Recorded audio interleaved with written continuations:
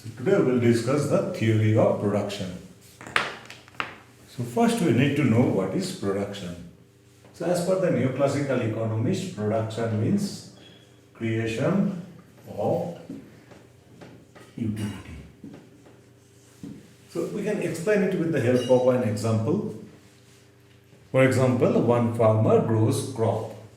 So this crop, whenever it is produced, it will satisfy the human wants. So by production, we create commodities, maybe goods or maybe service that will satisfy human want. So production means the creation of utility. And another definition is that production is a process. So production, that means inputs, those are converted into output. So this is basically transformation.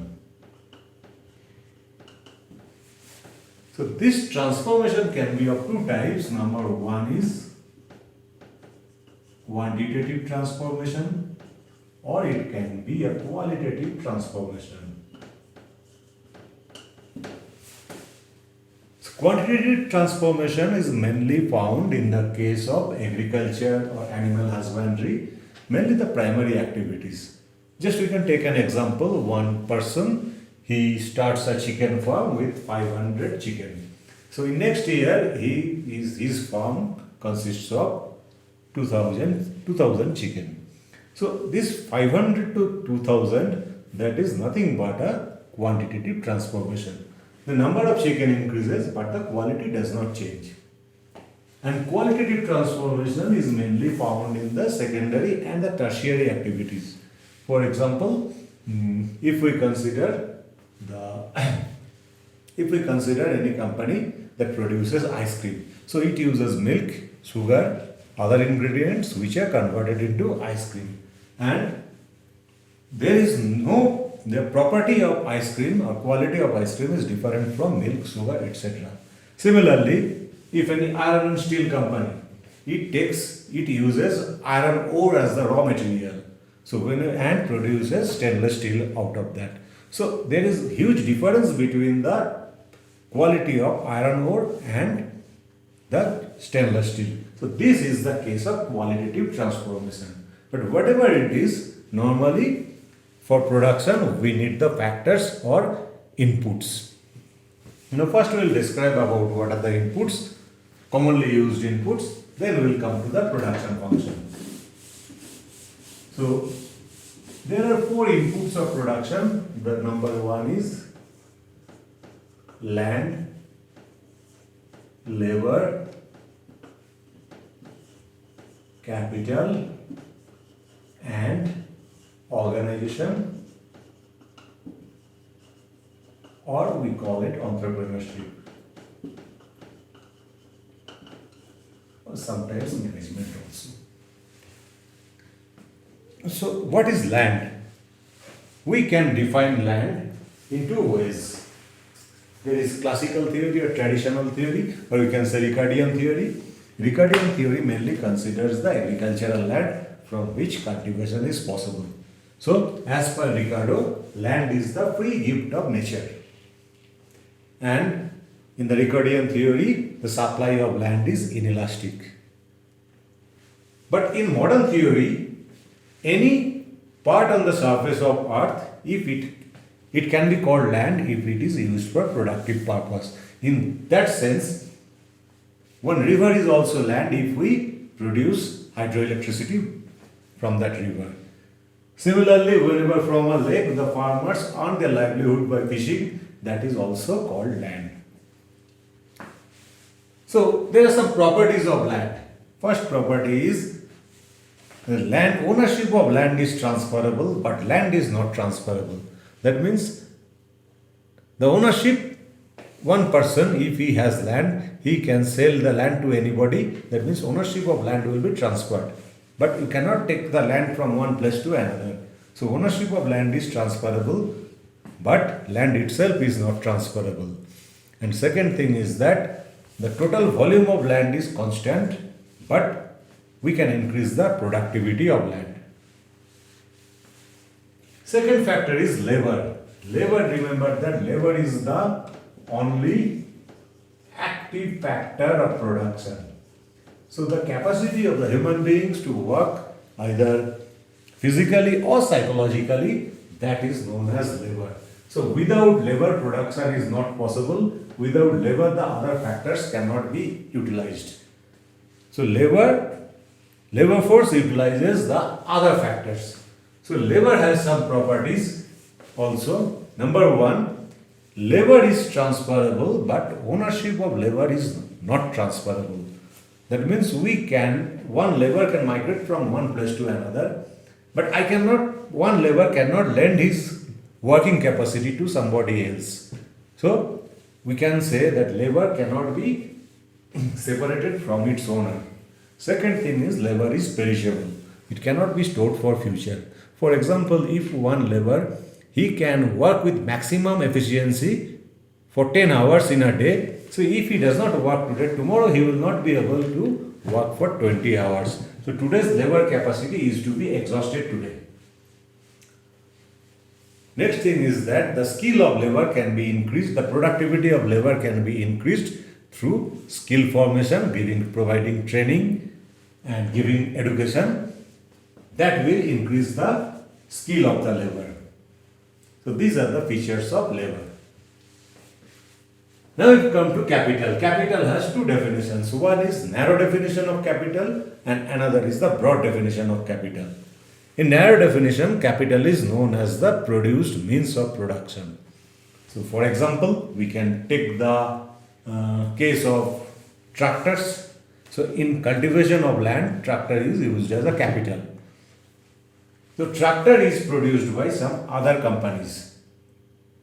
So that means the factor of production which is the byproduct of some other production process, that is called capital. So this is the narrow definition of capital. And if we consider narrow definition of capital, so in this, there is a very difficult to differentiate between capital good and consumer good. So whether a commodity is a capital good or a consumer good, that depends upon the usage of that commodity, not the quality or nature of that commodity. For example, if one car is used for family purpose, that is consumer good. But if a car is used by a company for pick up and drop of the employees, that same car will be considered as capital. So capital has some features. Number one, ownership of capital is transferable as well as capital is transferable. So capital itself is transferable and its ownership is also transferable. So we can easily sell our capital machineries to others. We can transfer the machinery to other places. And there is, over in the usage of the capital, there is wear and tear of capital, which we call depreciation. So to recover depreciation, we need investment. So investment is known as the addition to the stock of capital. And last is the organization or entrepreneurship. Organization means the management.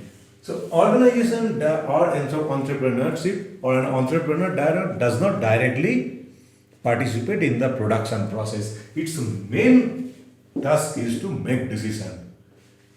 So organization is the only factor of production that may have negative return. So its return is normally known as profit, but whenever it becomes negative, it is loss. So organization or entrepreneur takes the risk, bears the risk, that's why it gets some return. And its return can also be negative. So that chance of negative return is known as risk. Now we will come to the classical production function first, and that we will go to the neoclassical production function. So in this case, first we will consider the case of the law of variable proportions.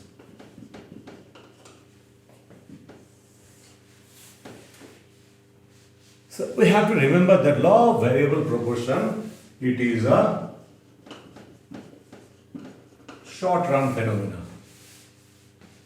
It is a short run phenomenon because In law of variable proportion, we consider labor as only labor as variable factor,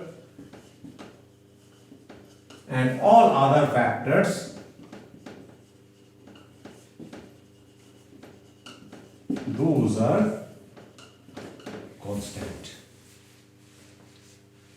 So that means if we consider all other factors into capital, if we consider the broad definition of capital, that means any wealth is called capital if it is used for productive purpose. So in that sense, land is also capital, fertilizer is also capital.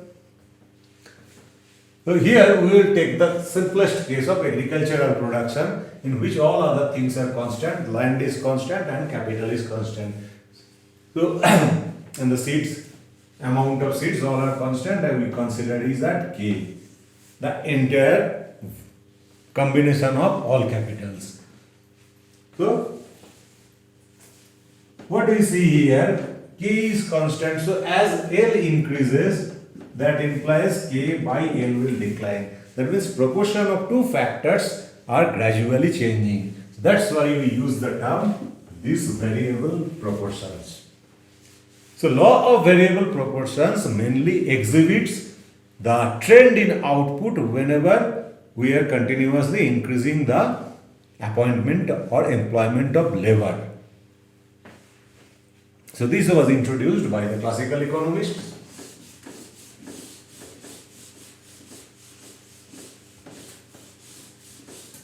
So they observed the behavior of production in agricultural sector and they found that the output behaves typically with the change in the employment of labor when other factors are unchanged. So whenever we are considering other factors are unchanged, it is definitely a short-run phenomenon, because as per Professor Marshall, we know short-run means a time period in which some factor, at least one factor remains unchanged. So here all other factors are constant, only labor is variable and it determines the level of output. So this short-run production function is given as y, which is a function of L. So here L is the independent variable and y is the dependent variable. Now, as per the neoclassical economists, there is a typical behavior of output along with change in the labor employment. So this behavior is like that. Initially it increases at an increasing rate up to some level of employment. After that it increases at a diminishing rate, and once it reaches maximum.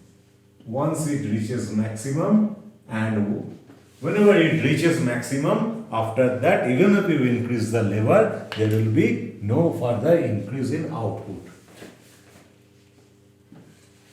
And the point up to which the production increases at an increasing rate, this is called the point of inflection. So this typical behavior of the production function was explained by the economists. They considered that whenever we are continuously changing the employment, there is an optimum capital labor ratio for which the efficiency is being maximized. So up to that, efficiency will increase, and after that efficiency will start to decrease because of the overutilization of the fixed factors. So up to one certain level of employment, the fixed factor is perfectly utilized. There is continuously better utilization of the fixed factor along with the increase in employment. But once that point is reached, after that if we increase the employment, the efficiency will start to decline because of overutilization of capital and underutilization of labor. So now from this behavior, and here we consider this point, this is the maximum level of production when the tangent of the total product curve becomes parallel to the horizontal axis. So this is the, we can call it this is called the total product curve, which represents the relationship between output and employment of labor when other factors remain unchanged.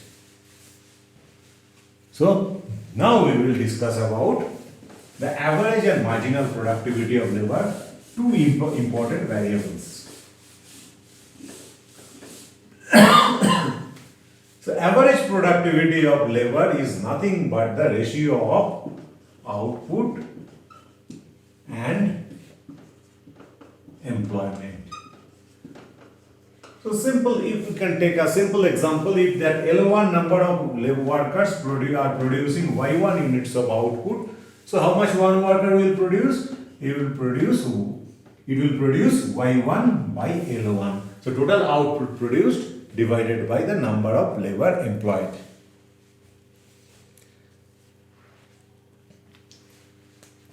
Now we have to derive the average productivity of labor curve from the total productivity curve.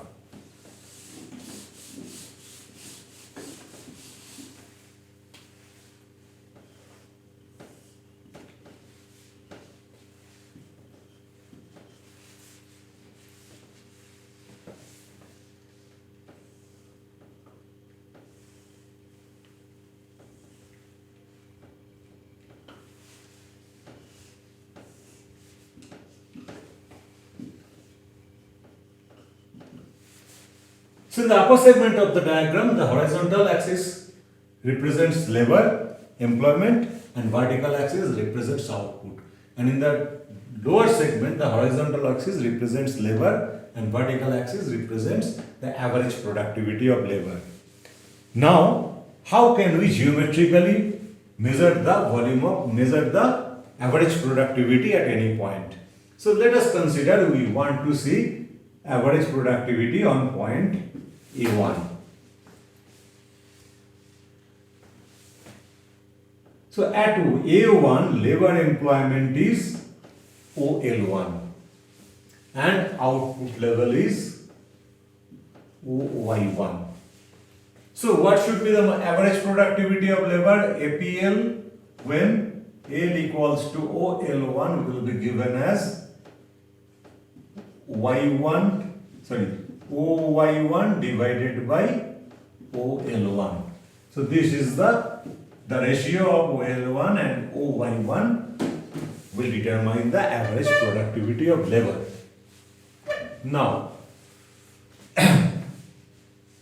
so we can see that OY1, A1, L1 is a rectangle.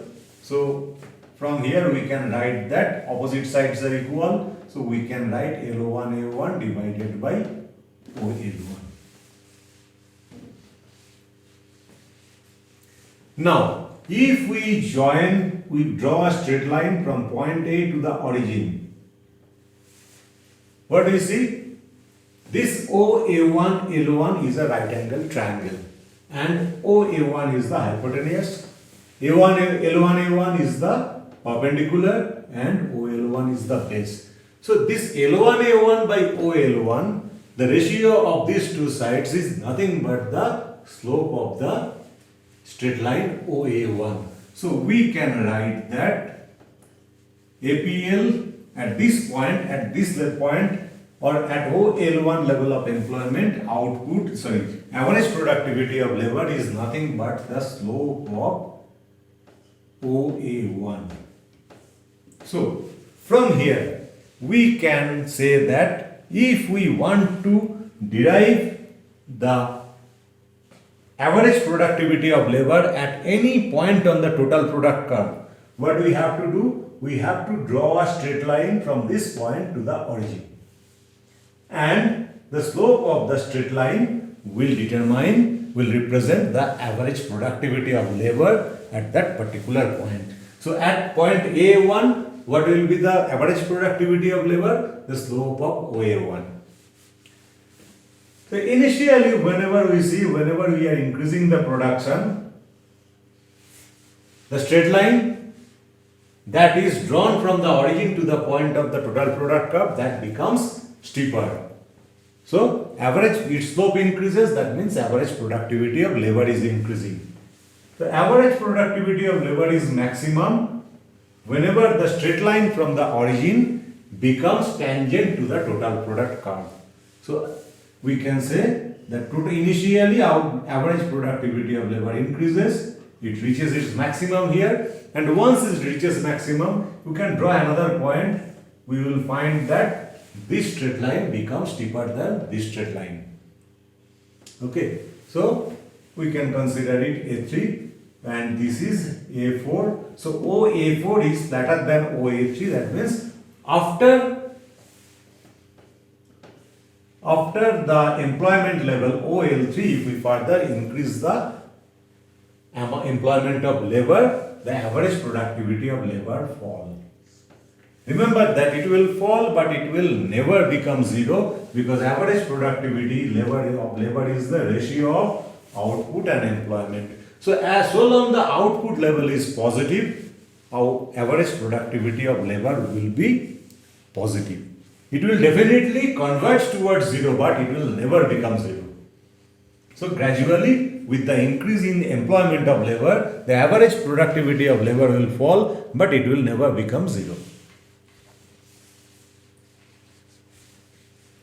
Now we have to consider the concept of marginal productivity of labor.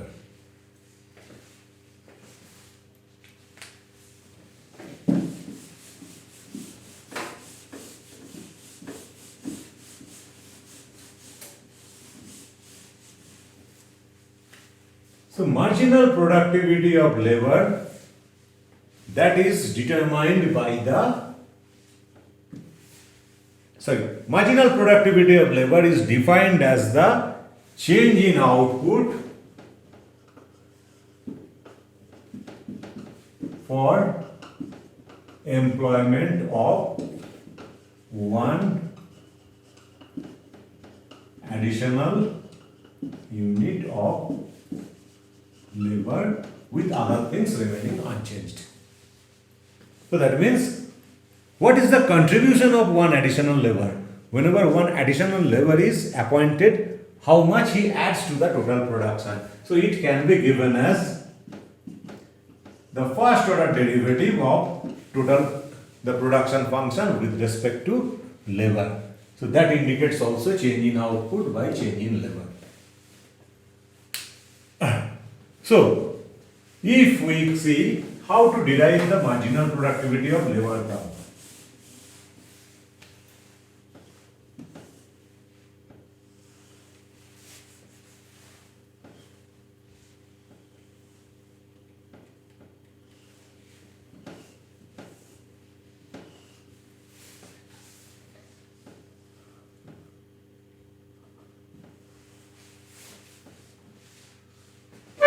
One thing is clear, that we are measuring y in the vertical axis and L in the horizontal axis.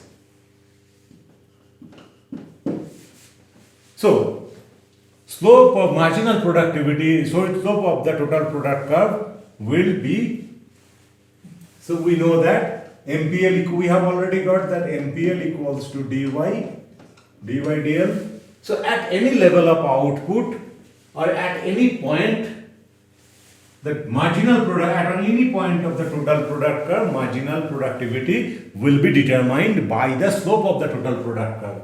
That means what we have to do? We have to draw a tangent, because as per Euclidean geometry we know that if a straight line is tangent to a curve at any point, that means the slope of that curve on that particular point will be represented by the slope of the straight line.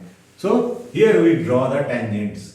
And we see that initially, as we increase the production, the tangent becomes steeper. That means marginal productivity of labor increasing. In other words, we can also say that marginal productivity is increasing because the output is increasing at an increasing rate. So, marginal productivity of labor will keep on increasing up to the point of inflection. So after the point of inflection, so marginal productivity of labor will increase here. And after the point of inflection, what will happen? We see that gradually the curves becomes flatter, the tangents become flatter gradually. So the marginal productivity lever will be declining. And whenever we reach this point, the tangent of the total product curve is parallel to the horizontal axis. So whenever the output level is maximum, the marginal productivity of lever will become zero. That means what? Even if we increase the lever, there will be no further change in output because the output has reached its maximum level. So at the point of inflection, marginal productivity of lever will become zero, and whenever the total production is maximum, the marginal productivity of lever will become zero. So there is the maximum, we can call it MPL max, and here MPL equals to 0. That means if we appoint one additional unit, one additional lever, there will be no change in the output level. So here this worker or this unit of lever is the case of disguised unemployment. The lever is supposed to be employed, but it contributes 0 to the total production. So its contribution is 0. And now, what about so at there one more point, just remember about the total product curve. So at this point, average productivity of lever is 0 whenever the straight line becomes tangent to the origin. So we can also introduce the average productivity curve in this same diagram. What we have to do?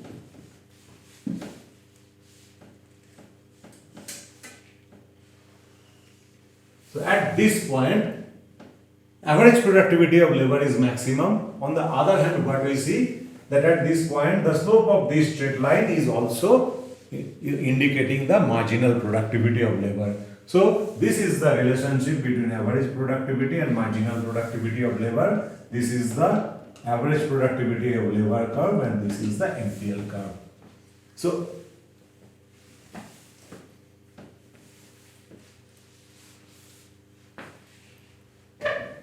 these are the APL and MPL curves derived from the total product curve. And now from here we can explain the relationship between average and marginal productivity of labor. So here what we can see, when the average productivity of labor is increasing, marginal productivity of labor is greater than APL. So we can write that APL is less than MPL when APL is increasing.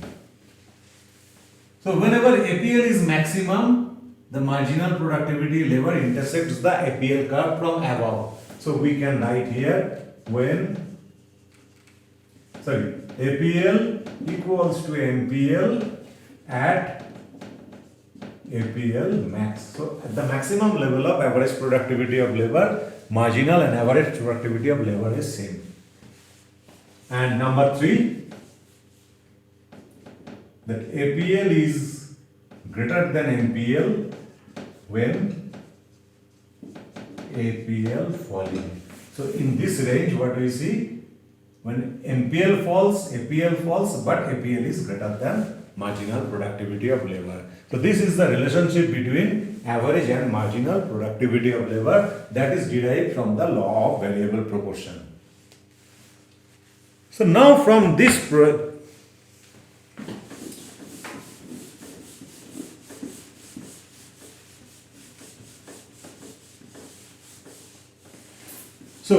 from this law of variable proportion, we can divide the bivariate production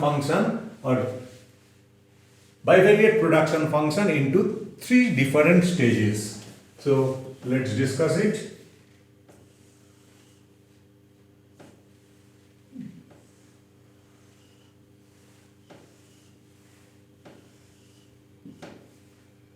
So starting from 0 to the level of output at which average productivity of labor is maximum, this is called stage 1 of production. Starting from the maximum point of average productivity of labor curve to the point at which marginal productivity of labor becomes 0, that means maximum level of output, this is called stage 2. and this is called, after that this is called stage 3. So stage 1 is known as the stage of increasing returns. So here average productivity of labor is increasing. This second stage is known as the stage of diminishing returns, in which both average and marginal productivity of labor are declining. And the third stage is known as the stage of negative returns, because here marginal productivity becomes negative. So these are the 3 stages of production, but producer will always, this is the stage 2 is known as the economic stage. Why? Because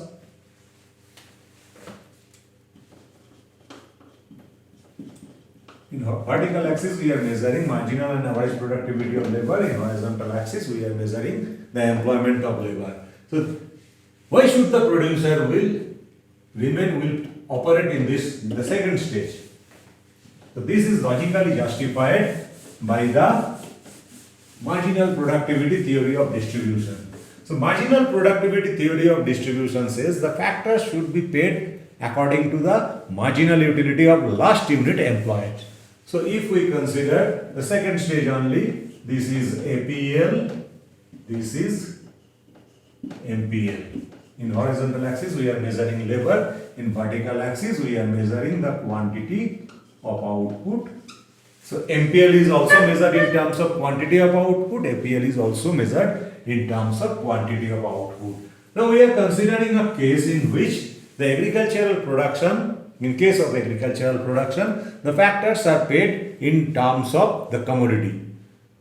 So just taking a simple assumption, not using money, this system is not using money, the factors are paid as per in terms of the commodity produced. Let us consider a case of the crop.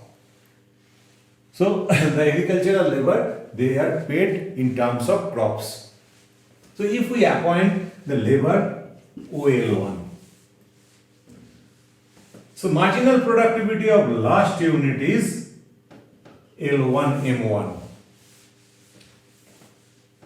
So each factor will be, each unit of each worker will be paid L1 M1 units of crop. So how much will be the total payment? The total payment will be OL1 M1 N1, because total payment will be OL1 multiplied by OM1 equals to, this will be represented by the area of the rectangle OL1 M1 N1. And